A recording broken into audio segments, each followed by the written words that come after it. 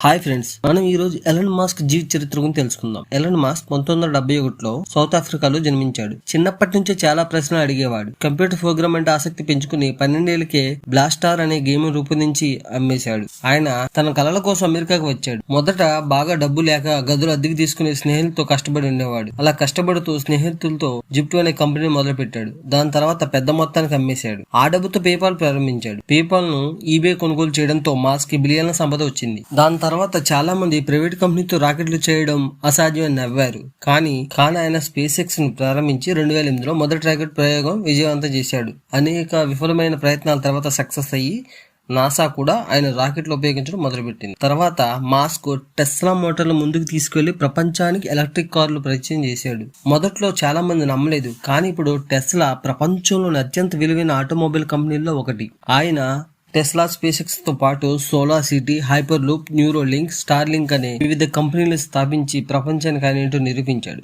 జీవితంలో చాలా స్ట్రగుల్ పడ్డాడు. ఆయన చాలా సార్లు దివాళాకు దగ్గర పడ్డాడు. స్పేస్ ఎక్స్, టెస్లా రెండు ఒకేసారి దివాళా ముప్పు ఎదుర్కొన్నాయి. కానీ మాస్క్ చివరి డబ్బులు రెండింటికి పెట్టి రిస్క్ తీసుకున్నాడు. ఆ తర్వాత రెండు విజయవంతమయ్యాయి. ఎలన్ మాస్క్ ఇప్పుడు ప్రపంచంలో అత్యంత ధనవంతుల్లో ఒకరు. భవిష్యత్ అంటే రాకెట్లు, ఎలక్ట్రిక్ కార్లు, అంతరిక్షం అనే కళలు నిజం చేశాడు. ఈ వీడియో ద్వారా మీకు ఇచ్చే సందేశం ఏంటంటే, పెద్ద కళలు కనాలి, వాటి సాధించడానికి భయపడకూడదు.